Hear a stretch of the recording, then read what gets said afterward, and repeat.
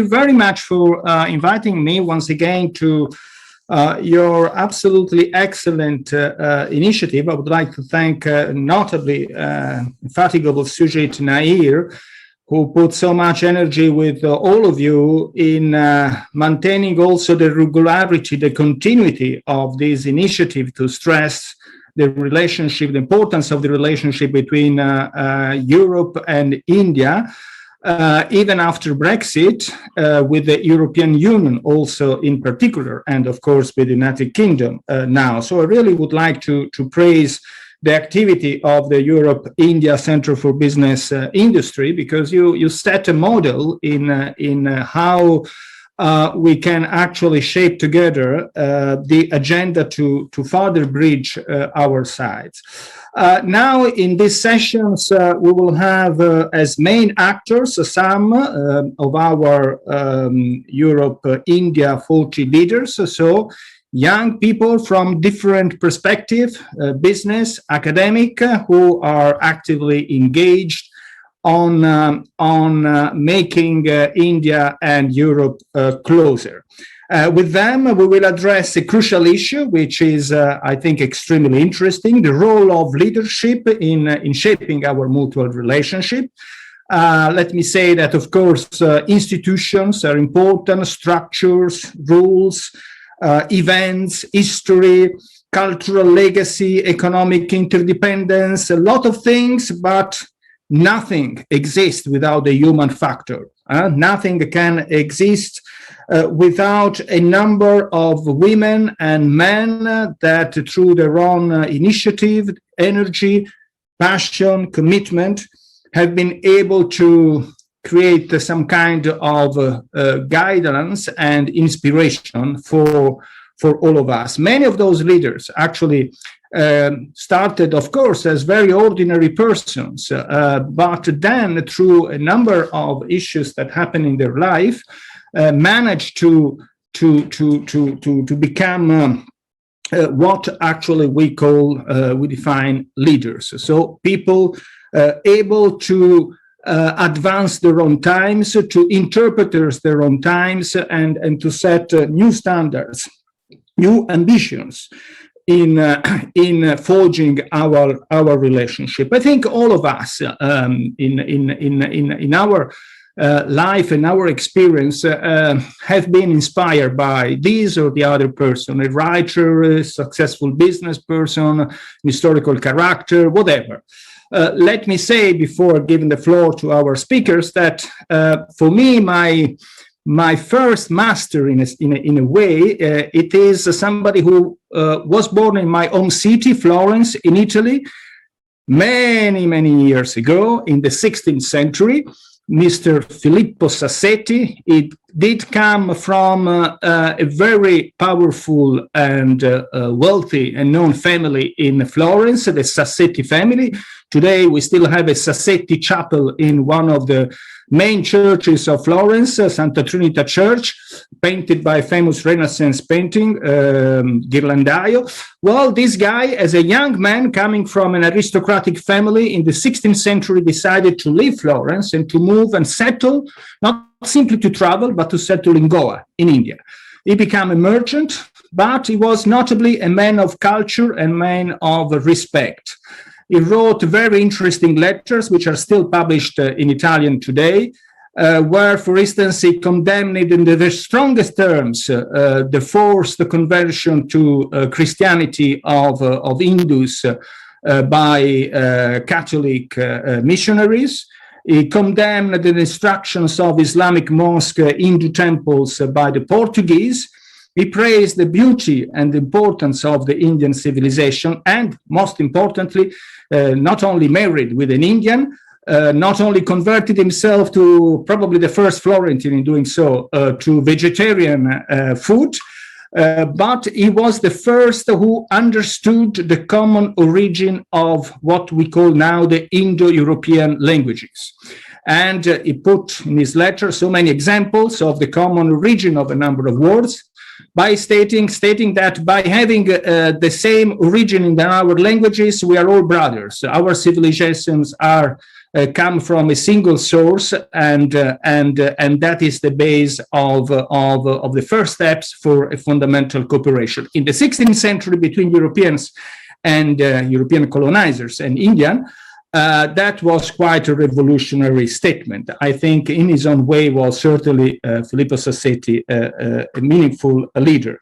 Of course, we don't need to go back to the 16th century to be enlightened by some of our leaders.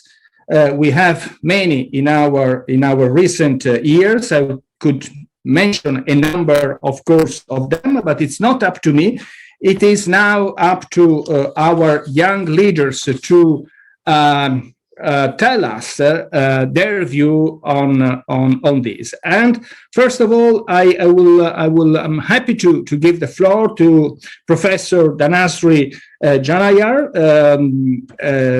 assistant professor at Manipal Academy of Higher Education. I actually have been cooperating for the past years a lot with the Manipal Academy of Higher Education. I recently opened also the new semester on European studies.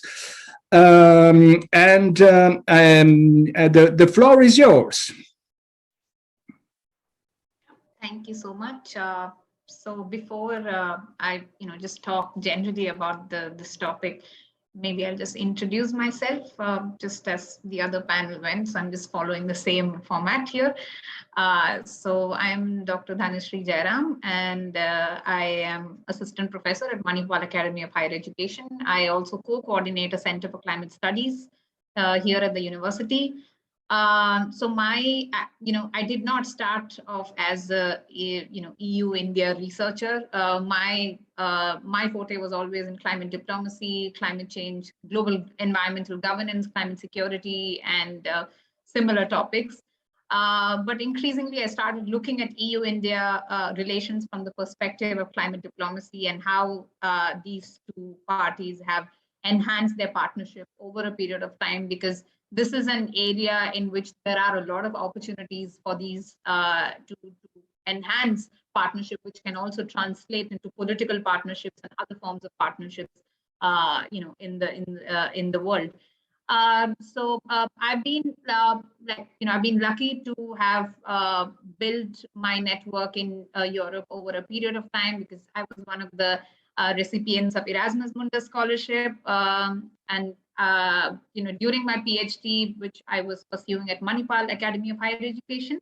After that, so although Switzerland is not technically part of EU, but then I got the postdoctoral scholarship from the Swiss government excellence scholarship to pursue my postdoc, which also had an element of EU in it. So my postdoctoral research was on emerging economies and climate diplomacy, and looking at India as a case in point, so case study. And then I also looked at India's climate diplomacy towards the European Union, in the past, especially since the Copenhagen summit, which was like a landmark event in the climate negotiations. So yeah, and I'm also happy to announce that now I've got another scholarship, another fellowship from the Alexander von Humboldt Foundation, which is the International Climate Protection Fellowship.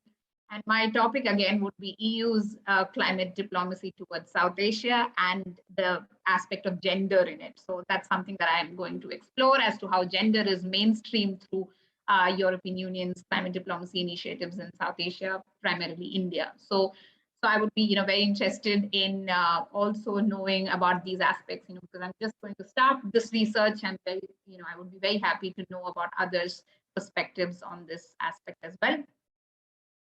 So that's so as you can see, so my large part of research has kind of focused on Europe and European Union and topics that are close to EU in a big way.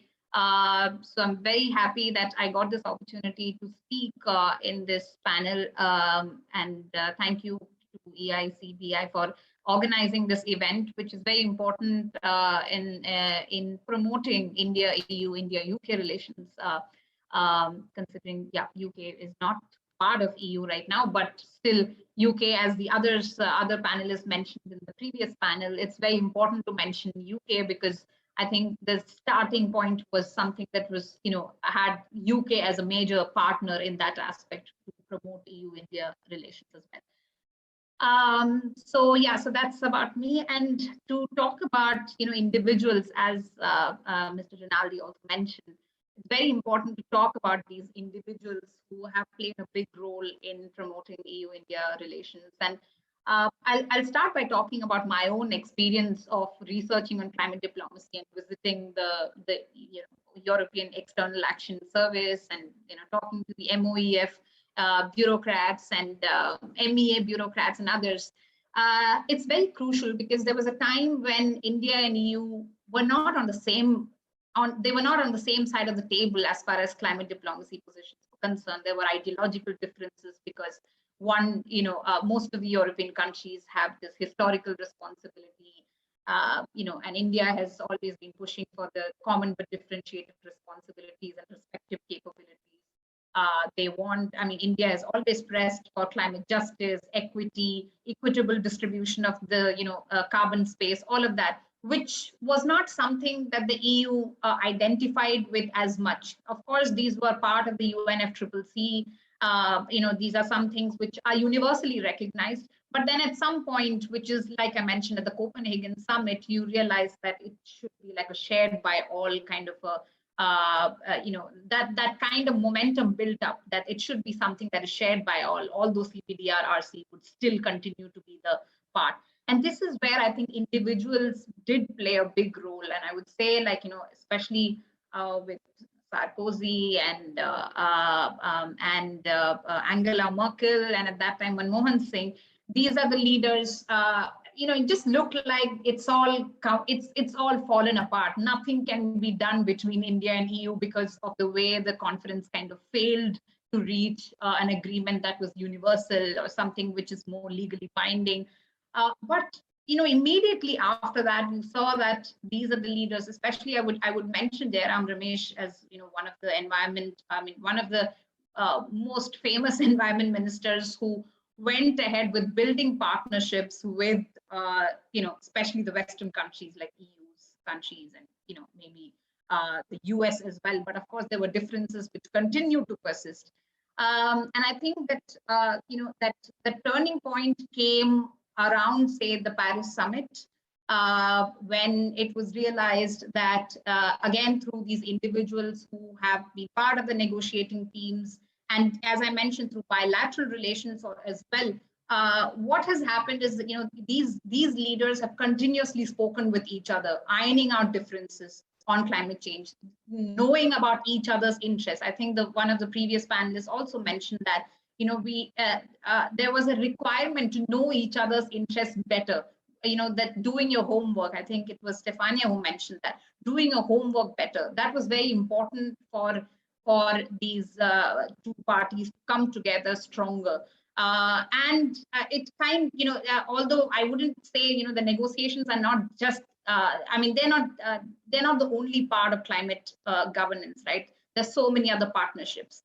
Bilateral partnerships, multilateral partnerships. G20 is another summit through which so many things have happened over a period of time. Bilateral relations among European countries and India has also shown that other communities have become leaders. It's no longer just the political leaders who are at the forefront. You have others who have come to the forefront who are leading these efforts. So in that sense, I would say I think these partnerships built between not just the policy makers and these leaders, but also the other, and of course with Prime Minister Modi, and you have various other. We've had a lot of environment ministers in recent times, but I think the bureaucracy has sort of scaled this forward. At least taken this forward somewhere.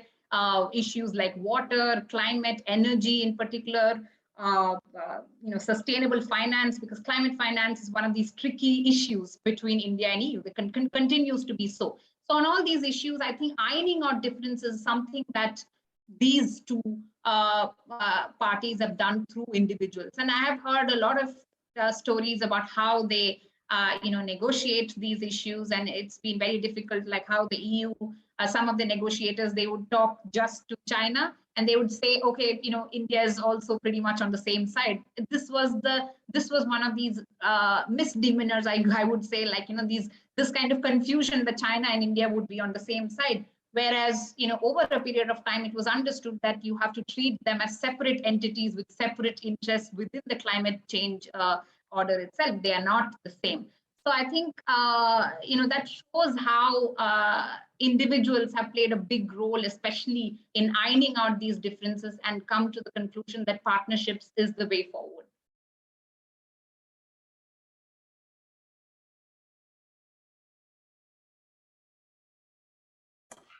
Thank you so much. Thank you so much, Dhanasree. I now would like to give the floor for this first round to Dr. Jitendra Sharma, Managing Director and CEO of Andhra Pradesh MedTech Zone.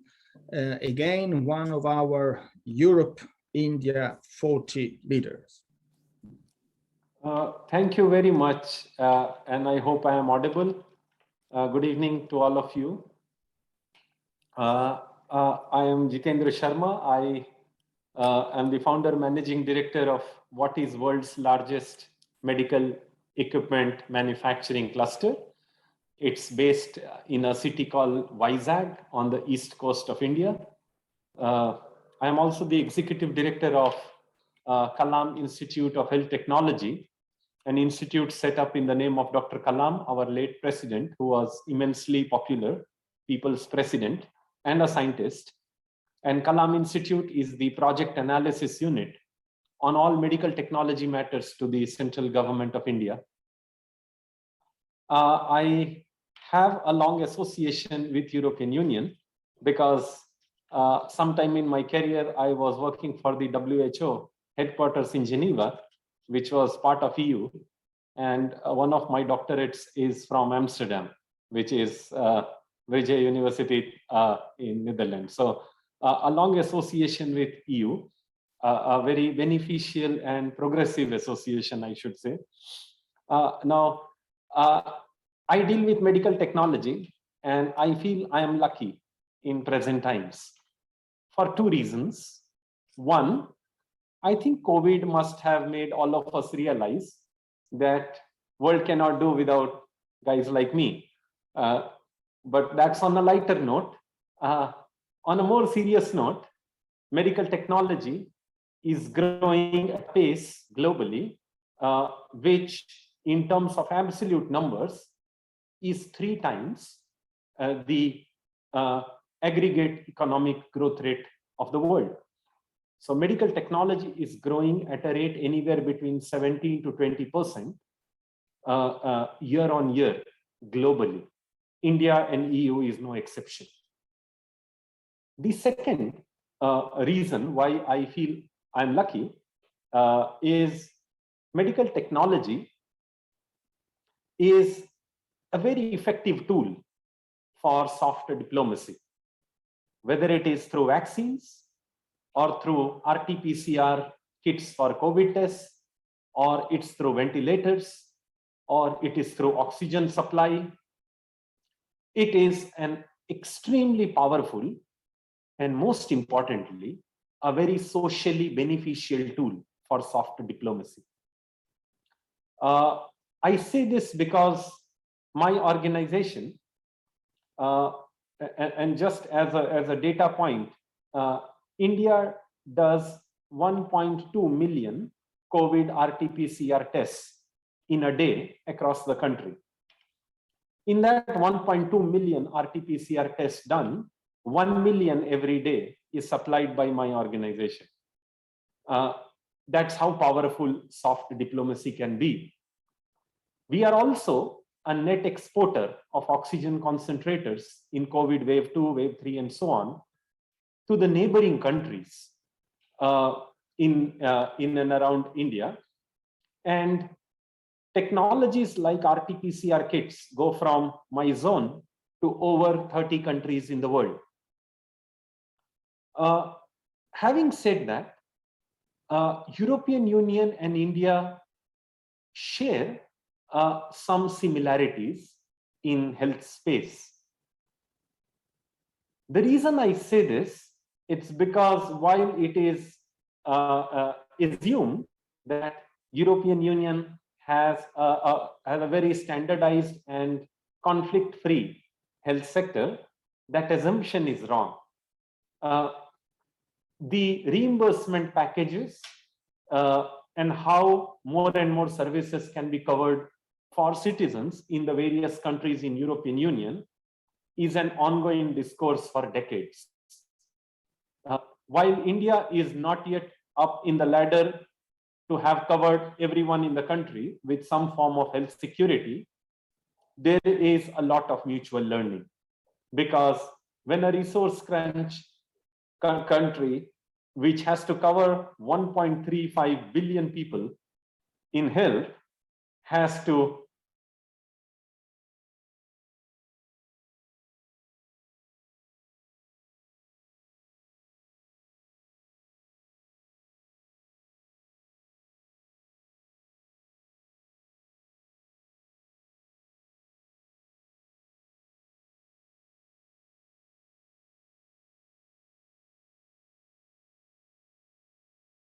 perhaps can pick up from India.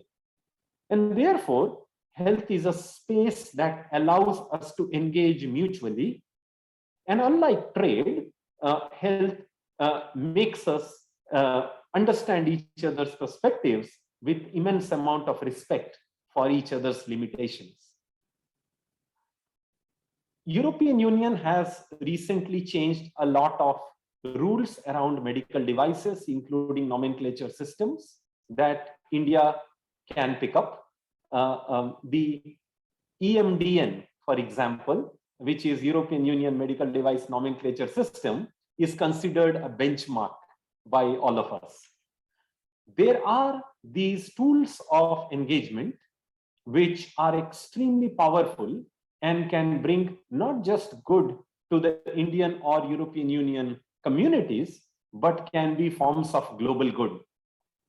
And I don't know anything else, and apologies for me revolving around health so much, but I see health as a great vehicle for inter-country, inter-regional engagement. I must say that European Union is today a leader in pacemakers, which is for non-communicable disease, a priority globally.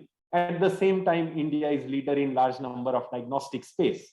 So my only submission and a thought to this August gathering is, while we have been for many years looking at 40 under 40 and bringing leaders together, can we now look at 40 for 40, which is 40 partnerships that can be brought together between European Union and India in strategic and non-strategic sectors. And perhaps all that we have been talking for years can be emulated, practiced through these 40 partnerships. And it is that taste of the pudding which will help us understand its value. And therefore, I would simply conclude here by saying it is time now to develop 40 partnerships. We are all together with this community in this endeavor, and perhaps a European India innovation corridor, which allows innovative practices, tools, and technologies to be shared between the two communities, leading to a better engagement, a more respectful, loyal, and sustainable engagement, not just bringing good to two of us, but bringing global good. Thank you very much. Thank you so much. Dr. Sharma, thank you so much. Now, I have to say, I look with great expectations to Mr. Sharma Nabar, because the two previous speakers, they made a very interesting presentation of their activities. But in my opinion, they missed the point of the session, which is to talk about the leaders to whom they might have looked during their development of their career, of their commitment in bridging between India and Europe, which is the very topic that, rightly so, in my opinion, Sujit Nair has suggested for this specific panel, not discussion on different policy areas, but how leaders, if any, has influenced and inspired young people like you in your position between Europe and India in academic or in business or cultural, creative, artistic fields, whatever. So maybe Mr. Nabar, who is the of the India Partnership West Midlands Growth Company, and again, EuropeIndia40 leader, one of this wonderful group that has been put together, may enlighten us with some interesting examples. Thank you. The floor is to you. Thank you, Mr. Rinaldi. First of all, good afternoon to everyone from the United Kingdom, and a big thank you to Sujit, to Arun, to Abhishek, to Raghav and the entire team. From the EICB perspective, I think you guys do a fabulous job in terms of bringing some of the best leaders together from India, from Europe, from UK, and across the world. So brilliant job, and I think it's. I agree with Dr. Sharma when he says that it is time to bring 40 under 40 partnerships now. I'll of course come to the point that Niccolò has asked me to make in terms of the leaders who have inspired me across time. But I'm pretty glad that Niccolò has by now 3 times mentioned that we are young, and I really like that when someone says that I'm young, especially my wife is not around, so that's even better as such. So I think in terms of and the other bits, which in terms of EU, I work predominantly on the UK-India partnership. My connection with you is, of course, I love the place because the countries are so beautiful, and I've been to Italy, especially to Positano, which is one of my favorite locations in terms of holiday, and Florence, of course, goes without saying as such. Now, in terms of the topic, of course, it says 50 years of 60 years of diplomacy. I think the perspective that Professor Jayaram and then Dr. Sharma has mentioned in terms of the EU and India concept, it has changed from being conflict to collaboration. I think that is something that entire journey has been a phenomenal journey in terms of from where India was to where India has been. Within that, the UK plays, and the UK has played a critical role from the very beginning till date. In terms of my profile, I'm the director for the West Midlands region in the UK, which comes within Midlands. The West Midlands is pretty well known for its cities, for its regions, and also being the host of the Commonwealth Games that will be happening this year from August 24th to the 8th of, from July the 24th to the 8th of August as such. And we are really proud to be working with everyone. I invite all of you to come and experience the Commonwealth Games in West Midlands in Birmingham. My role is to connect UK and India together, and it goes across various areas of collaboration and connection, from establishing trade and investment links, getting more education links between both the sides, helping diaspora prosper from both the sides and engage, working with Indian companies, working with exporters to export more to India, and most importantly, to profile the region as a great destination in terms of investment and trade from the UK-India relations perspective. And now coming to the question in terms of who are the leaders who have inspired me in my career when I worked through past 10 to 12 years that I've been working in terms of this UK-India trade. I think the relation between UK and India is it's a winning partnership. It starts, of course, with culture, cuisine, cricket, community, and most importantly, even chicken tikka. I think there's a strong amalgamation in terms of where chicken tikka originated, whether it is India, whether it is UK, and I think it goes on for a long time, and we'll always argue about it. Of course, cricket is another bit where both the sides are extremely very strongly connected. And I won't say which is the better side, because India is my Janma Bhumi and UK is my Karma Bhumi. So I love both of them equally well as such. Just when it is cricket, it's a different perspective as such. So I think the 3 leaders that I wanted to point out, to all of you to consider, who have inspired and who sort of have created a big difference in how things are today. And I'll go back a little beyond 60 years, starting with Dadabhai Naoroji to be elected in the House of Commons as an MP. You know, on the 27th of June, 1855, he sailed for England, and he came to work here for the mercantile Kama family, and after which he started his own trading company out here. He played a crucial role in educating everyone about India and about what was the situation in India at that point in time. And he was one of the big champions in terms of the India's freedom movement as such, but he also took many other causes while he was one of the MPs in the August House of Commons out here as a Liberal MP. My second choice in terms of leaders who have inspired me or who have always been important in terms of UK-India relations as such.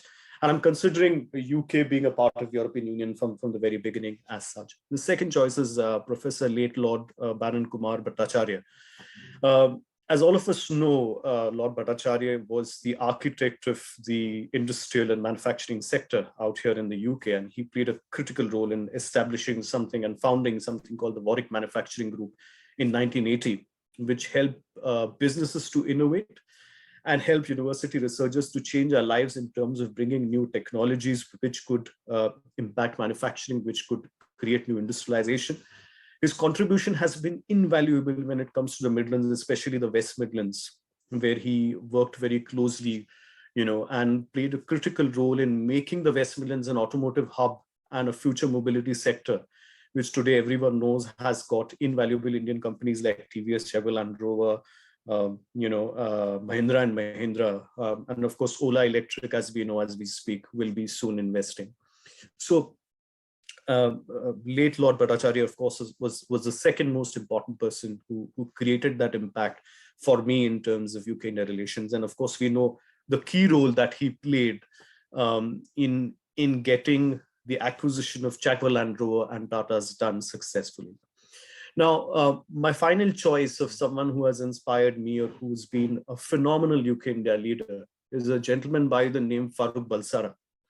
Farrukh Balsara, you probably would know, is popularly known as Freddie Mercury from the famous band called Queen. And what an absolute talent. I mean, being born in Zanzibar, to his journey from St. Peter's, his boarding school in Panchgani, to coming here in the UK and, revolutionizing what they call music. My 6-year-old has recently picked up playing the classical piano. And the song that he loves is, We Will Rock You, which is by the Queen. So I think that speaks volumes in terms of how someone like Freddie Mercury can inspire anyone from a child to an adult to a senior citizen. So I think these are my 3 choices that I very strongly would put forth. Of course, it goes without saying, women have played a very important role.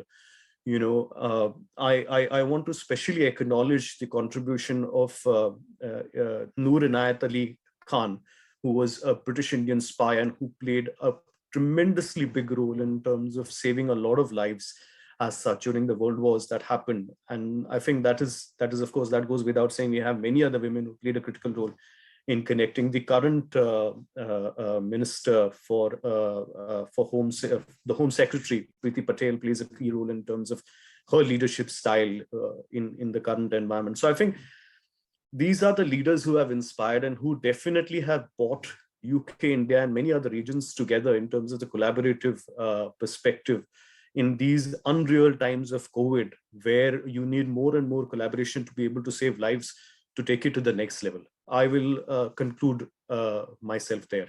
Niccolò? Mr. Nabar, thank you very much indeed. I think you made a very clear description, so your activity, but also of people that have been in a way teachers, life teachers, I mean, for what you are currently achieving. That's those 3 intergenerational examples I think are very interesting. What is interesting for me is, for instance, as has been said, I'm in charge since a few years of the Asia Pacific Department here in the European Parliament. I know none of them, of your 3 examples, which I feel ashamed, but but that also proves the plurality of models and people who have been hardly working in bridging between Asia and Europe. And clearly they show that people, individuals can make the difference and open the ways for us, for other people as well. We still have about 10 minutes before the closure of our panel. I see that Jayaram wants to step in, of course, most welcome.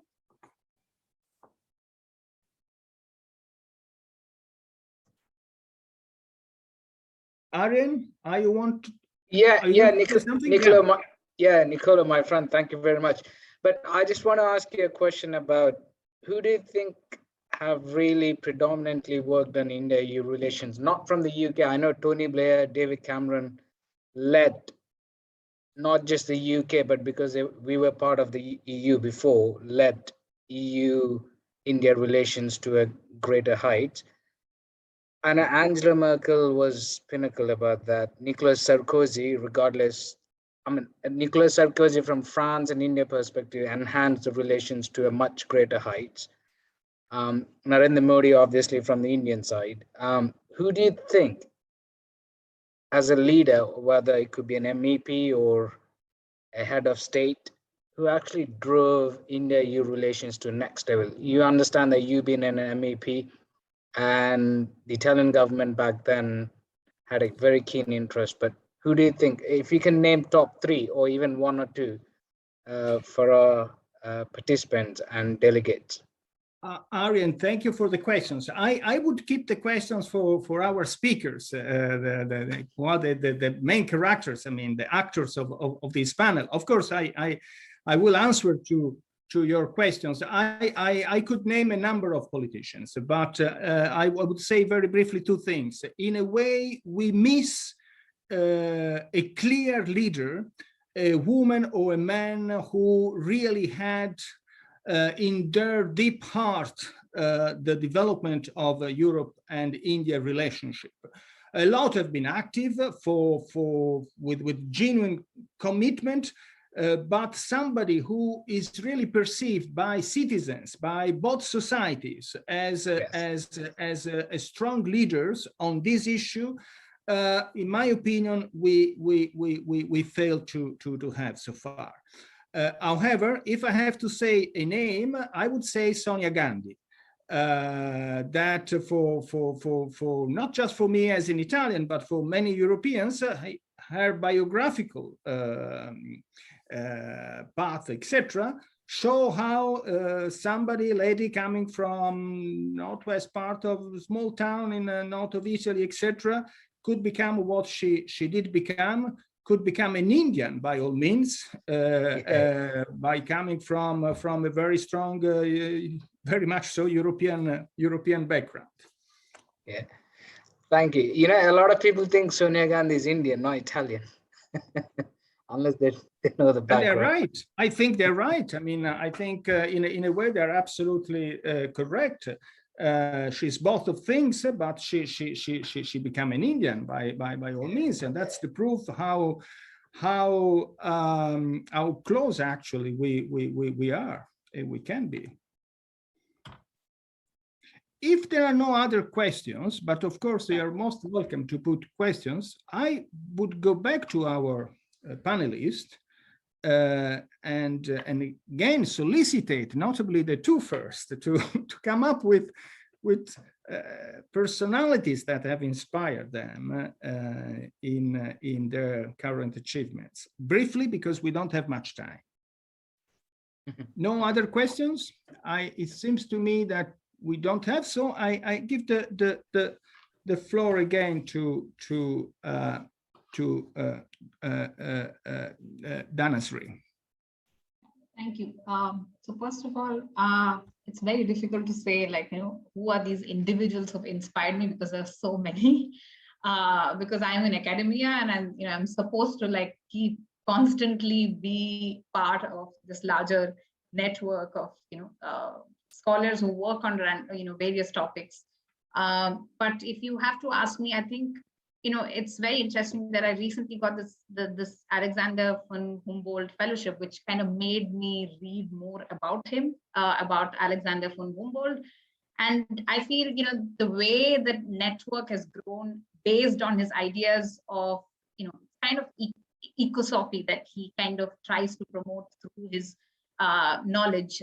And that is something that I think has inspired a lot of people from both Europe and India to take up, research on topics related to climate change, related to, leadership programs, which has also converted many people into leaders. So foundations like these are also very important that way, which create leaders, dynamic leaders who work on various topics, promoting relations as well. So so Alexander von Humboldt is someone I got recently inspired by, but to say, there's something called the Earth System Governance Network. Again, because this is my area of research, and somebody, I don't know if you would know, but Professor Frank Bierman is someone, who's married to an Indian, by the way, who has done immense amount of work on India and, like cooperation between India and European countries on climate change. He talks about climate justice. He's someone who has been promoting this idea of climate justice within Europe and trying to tell the European leaders about how this concept matters so much to India.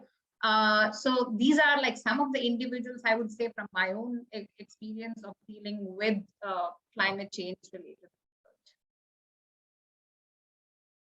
Thank you. Sharma, the floor is again to you.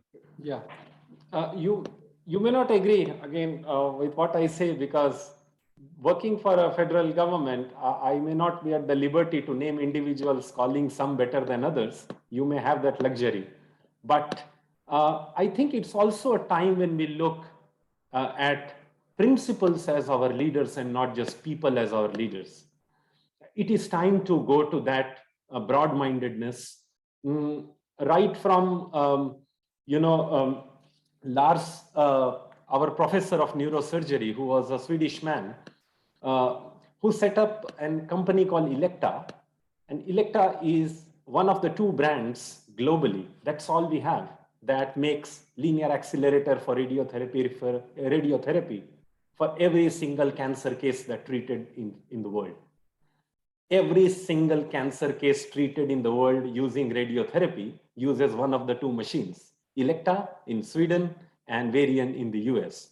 And Professor Lars, for example, was the pioneer that today is allowing millions of patients to be treated with radiotherapy.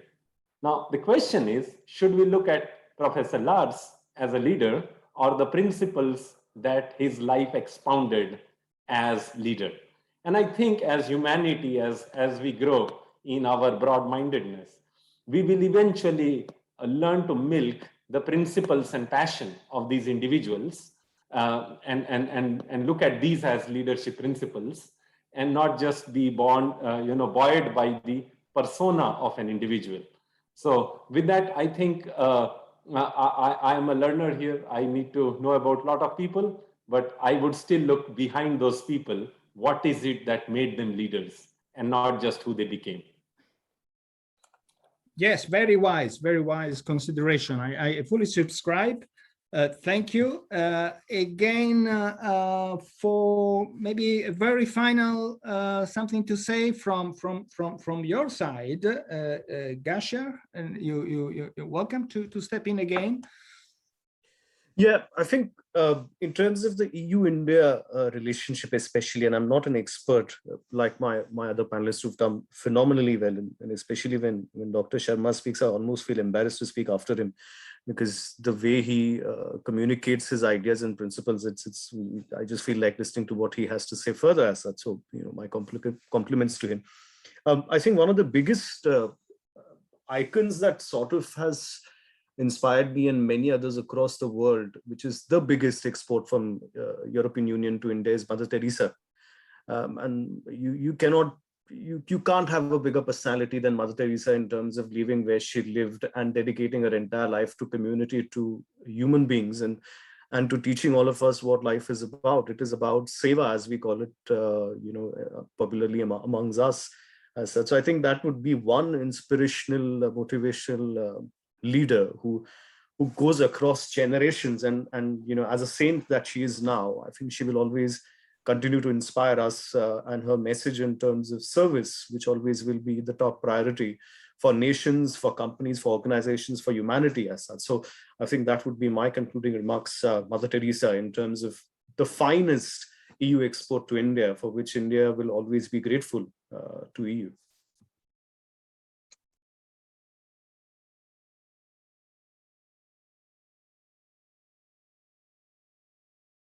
Thank you again. I look now to Sajid. I guess this session must be over now,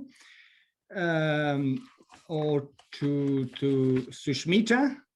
But I would like to thank you very much, our three speakers in this panel, who went through telling us their own experience, the excellent activities in different fields that they managed to develop, and also the relationship with leaders, personalities, figures that may have shaped their own career, inspired their own path, and give some I would say also energy in pursuing our own efforts. I said a couple of things about Filippo Sassetti, briefly about Sonia Gandhi, but in a way, the politically speaking, one of the Indians who I believe have been helping very much in understanding the Indian society is actually not Indian, really, is not at all European, or he is Indian and he's European, but he was born in the Caribbean, in Trinidad and Tobago, Nobel Prize Naipaul, and he was born in the Caribbean. He died in London. I think at the end he was a British citizen, but he was deeply committed to the land of his ancestors, India, and he wrote beautiful books like An Area of Darkness, India, A Million Mutineers, Wounded Civilization, that for European readers have been a source of constant learning. And through his books, I think we also learn a lot about ourselves, about Europe, and I would say Europe mistakes, if not worst, in our approach to India in the past. Thank you so much, and back to Sushmita. Thank you, Rinaldi, and all other panelists. I think being as, again, a research scholar, I think leaders play a very important role, coming from my background, from education, I feel. So I think this session was really inciting. And thank you one and all again for your thoughts. And so I pass on to Mr. Arun to take over from here. Thank you very much, Sushmita. And we will take more questions. Please email the questions to us, and we will share it with the panelists and also the keynote speakers, and get back to you. Sujit, anything you'd like to add? Sujit? No, Arun, it's fine. Thank you, Mr. Rinaldi, for initiating discussion.